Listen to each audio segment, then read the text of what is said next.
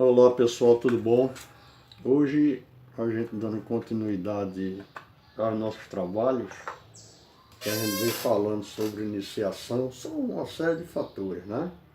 E faz parte do nosso assunto sobre o ocultismo. A gente vai falar da iniciação. A gente está tomando por base, como eu venho sempre falando, e no início do estudo, o Egito. Depois, claro, a gente pode passar para outras civilizações até chegar nos dias atuais. Então, iniciando, eu preparei aqui uns escritos, que sempre eu estou gostando de preparar alguma coisa, que às vezes a gente esquece, não é? E de alguma coisa a mente trai, etc. Então, eu preparei aqui uns escritos, eu vou vendo paulatinamente o que eu quero comentar, as coisas que eu vou vendo para poder comentar. Então, para início, eu espero que vocês prestem bem atenção nisso que eu vou começar a ler, porque em seguida a gente vai entrar na iniciação propriamente dentro da pirâmide, não é? Dentro da pirâmide, lá no Egito, a gente vai fazer esse transporte mentalmente daqui para lá. Vocês lembram que eu falei para vocês e mostrei em alguns vídeos, aí vocês podem conferir na minha página, sobre o desenho arquitetônico interior lá na pirâmide do Egito, né? Na grande pirâmide, aquele corte transversal que você vê a formação das galerias, etc. Tem aquele formato que eu lhe falei, como se fosse um homem em estado de elevação, né? Com a mão posta, que eu disse que a mão era a câmara da rainha, a cabeça a câmara do rei, tinha o tórax, né? Que é a grande galeria, e sucessivamente. Vocês confiram lá que vocês vão ver tudo isso. Então hoje a gente vai falar dessa iniciação, do início de tudo, como as coisas começam, certo? O ocultismo é isso, ele vem trazer o conhecimento que está oculto, ok? Então vamos ver. Em todas as escolas fechadas, de um modo geral, que a gente pode chamar de hermética, há uma cerimônia com a qual se recebe o candidato, chamada a cerimônia de iniciação. Então, todas as escolas fechadas, secretas, herméticas, há essa cerimônia. É como se fosse, na atualidade, o nosso vestibular, né? É uma cerimônia que fecham as portas, né, daquela instituição, onde você vai passar pelas provas, né? Ou melhor, se sujeitar às provas, né? A questão de passar vai ao mérito de cada um, né? Então, continuando. A palavra iniciação, ela deriva da latina initiare, de íntimo, né? Ou íntium, início ou começo. Deriva-se de duas, in para dentro, não é?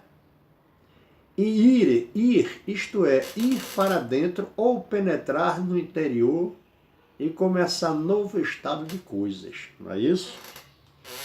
Então, esse é o significado da palavra iniciação. Vem de, como eu lhe falei aqui agora, initiare, de initium, certo? Vem de duas palavras, né? Ain, para dentro, e ir, não é? Então, iniciação é você iniciar alguma coisa, né? Ir para dentro de alguma coisa, iniciar algum sistema, alguma coisa. Então, a iniciação.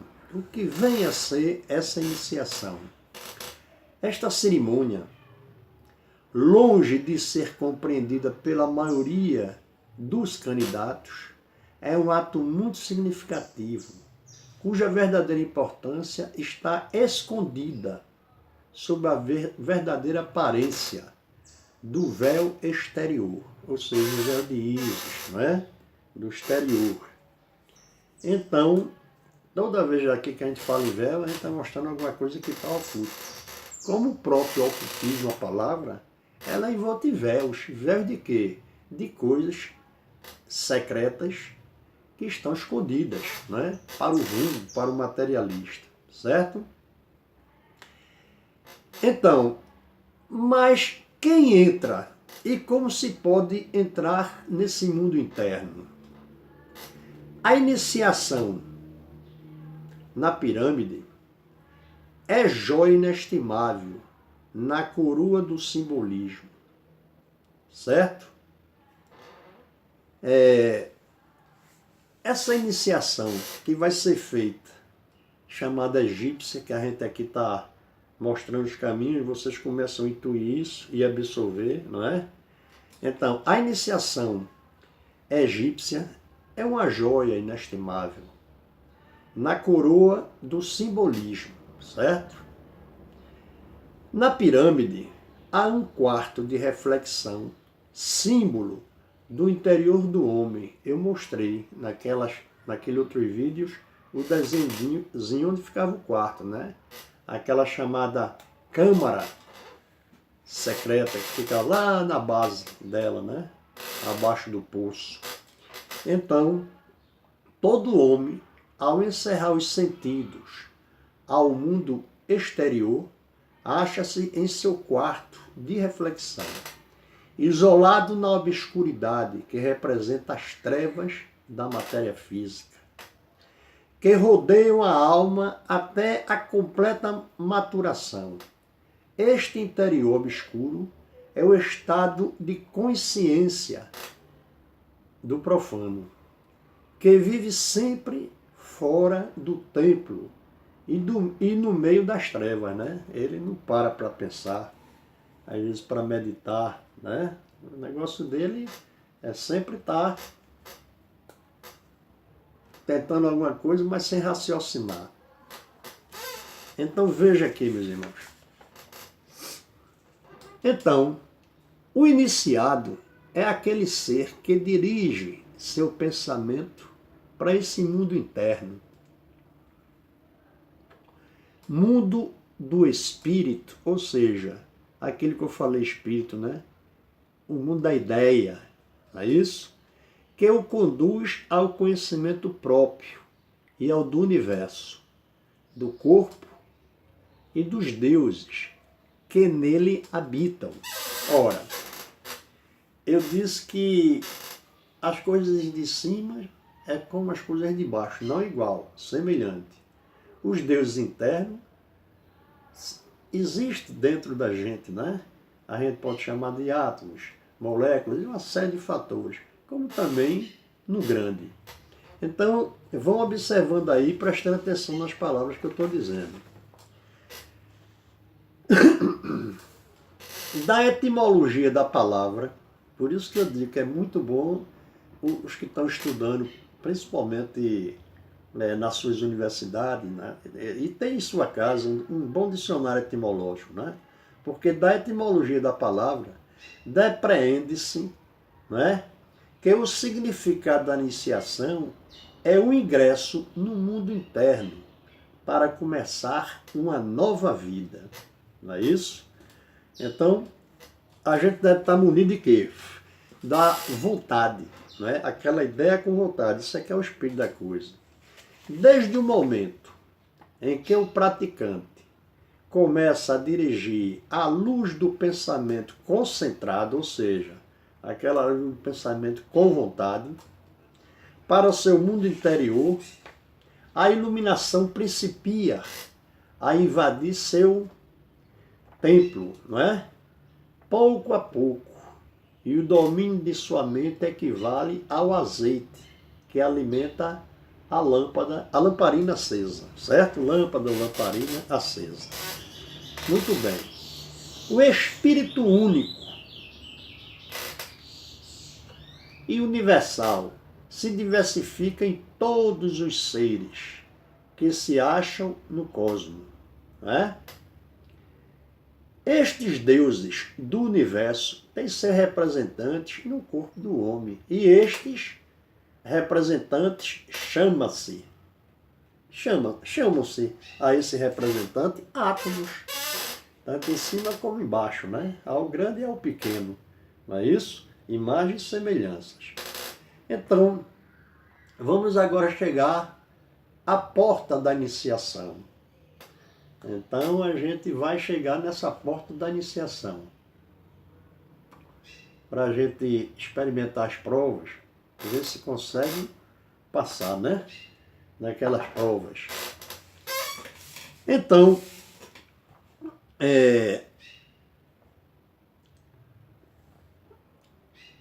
sim, por isso que disse Hermes, é aquilo que eu já venho falado anteriormente. E com razão, o que está em cima é como que está embaixo. Olha, certo? A lei de correspondência entre o pequeno e o grande, né? Entre o grande e o pequeno, né? E por isso disse Jesus, o reino de Deus está dentro de vós. Tanto disse Jesus, como São Paulo, nas suas epístolas, que eu já citei em outros vídeos, também disse isso. Não sabeis que vós sois o templo de Deus e que o Espírito de Deus habita em vós, ou seja, essa ideia de Deus habita na gente. Então, meus irmãos, é preciso a gente ir prestando bastante atenção a tudo que a gente está falando aqui, porque é dessa atenção e aproveitar isso e pôr em prática em cada um da gente, não é? Aí a gente atinge esses conhecimentos, ok? Então, vamos tocar para frente. A porta da iniciação, a porta da iniciação verdadeira, não existe outra, só essa, verdadeira, que conduz ao reino de Deus no mundo interno, é o coração. Lembra-se quando eu mostrei aqueles vídeos da pirâmide e mostrei no meio ali da grande galeria, eu mostrei a câmara da rainha, ali onde simboliza o coração, né?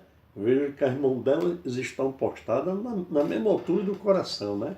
Não estou me referindo aqui ao coração pulsátil não, ao órgão não. Estou me referindo ao coração espiritual, ok? Há uma lei, veja bem isso que eu vou dizer agora. Existe uma lei ignorada por muitos. E essa lei é a seguinte: para onde se dirige o nosso pensamento, dentro do nosso corpo, para lá flui maior quantidade de sangue. Um exemplo disso: às vezes você está num lugar, está sentindo uma dorzinha ali, em determinada região. Parece que naquela região está pulsando o coração ali, né?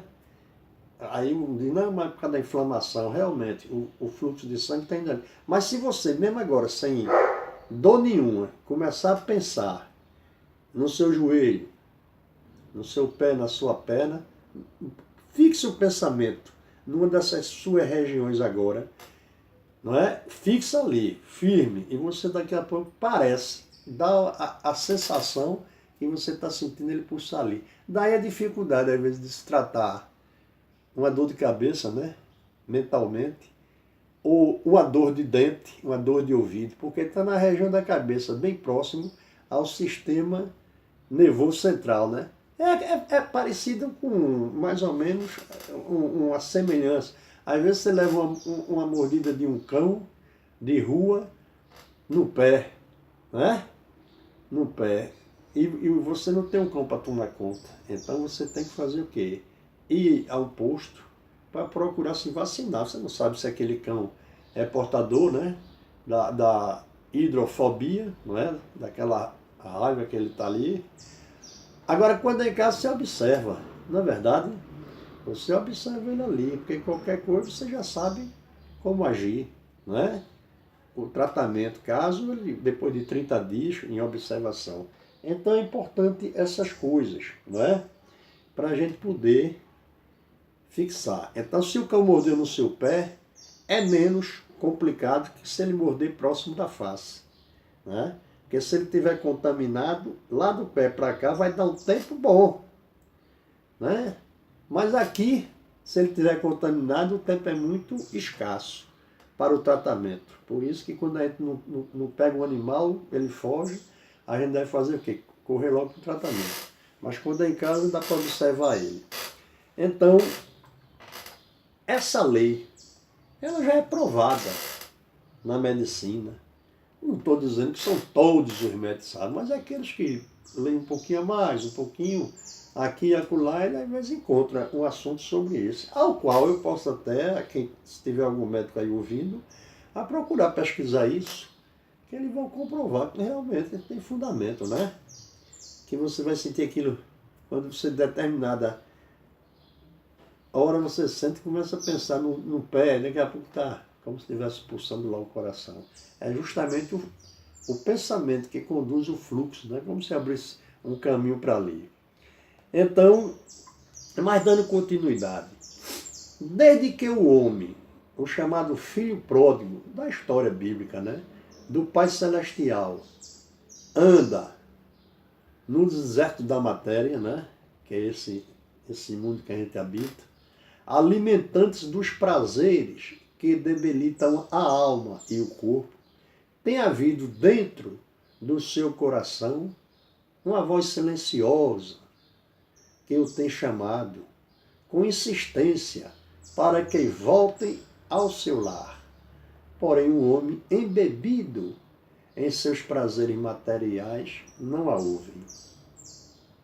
O aspirante a ouve e responde à sua chamada quando retorna a seu coração. Falando dessa voz interior, porque aí você tem que saber discernir uma coisa da outra, né? Por causa de questão de esquizofrenia, né? Tá ouvindo voz, coisa e tal, não é por aí não. Às vezes, você faz uma besteira, né? Digamos assim, determinado jovem foi para uma balada, como o pessoal chama, e lá bebeu demais, fez um bocado de presepada. Aí quando chega em casa, ou mesmo no caminho, os colegas começam, mas rapaz, o que fizesse, coisa e tal, ele, aqui, o dor dele, ele quer se esconder, envergonhado, né? E todo mundo criticando. Aí de repente, quando ele consegue se deitar com aquela vontade de botar a cabeça no buraco, né? Aí, no íntimo dele, quem já passou por alguma coisa assim, aí vai ouvir aquilo, mas rapaz, que cana danada tu tomasse, faça isso não, meu filho, aquela vozinha bem no interior. É a que melhor conforta ele. É quando ele diz, da agora para frente não bebo mais. Isso acontece todo mundo. Quem já bebeu, quem já fez coisas que não devia fazer, às vezes tem assim às vezes correr o risco de prejudicar alguém, então já ouviu essa vozinha, certo? Agora, o interessante disso é você procurar ouvir essa voz interior, não é? Que eu posso chamar assim de seu anjo da guarda, consciente, antes de cometer a besteira, vai beber? Vou. Então, ouvir a vozinha, ó, tu vai beber, mas maneira na tua bebida. Ou então, tu vai brincar ali, maneira na tua brincadeira. Para não ofender ninguém, tampouco você próprio. Não é isso? Então, o homem, nesta natureza emigratória, acende em seu centro-coração a estrela de Belém, do Cristo nascido, ou seja, dessa luz. A palavra Belém, se você for ver a tradução do nome Belém, significa casa de carne. No caso aqui, a gente está se referindo à nossa casa, não é? Nascido, do Cristo nascido, né? Então, os três reis magos que a gente encontra no Evangelho, ou seja, veio o que é os três reis magos. O corpo vital, o corpo de desejos e o corpo mental. Devem seguir a estrela do Cristo, ou seja, essa estrela dessa luz imensa, ok? Em direção ao coração, até chegar ao Pai, certo? Aonde que a gente vai encontrar esse Pai? No centro de energia universal, no nosso céu, ok? Lembre-se que eu falei anteriormente que toda a escritura, quando Deus vai ter contato com o homem, geralmente é numa montanha, não é? Depois a gente vai falar sobre essas montanhas, brevemente. Então deve ter contato com esse pai. Ultimamente, o povo está distante disso tudo, não quer mais saber dessas coisas. Então é importante que a gente, no mundo de hoje, volte os olhos para isso que eu estou dizendo e o pensamento para criar essa ideia à vontade, não é? Esse espírito de luz. Então, continuando. Em sua busca interna, encontra 8 guias em diferentes etapas do caminho, cuja missão é conduzir esse aspirante ou esse iniciado, se os seguem até o fim, a presença do Pai, a união com o íntimo, certo? Para ver se ele segue até o fim essa união com o Pai, até atingir essa união com esse íntimo próprio, né? Cada um.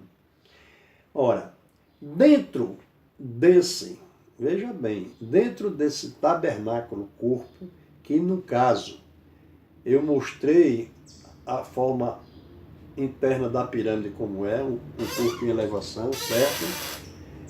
Acha-se desenhada a representação de coisas celestiais e espirituais.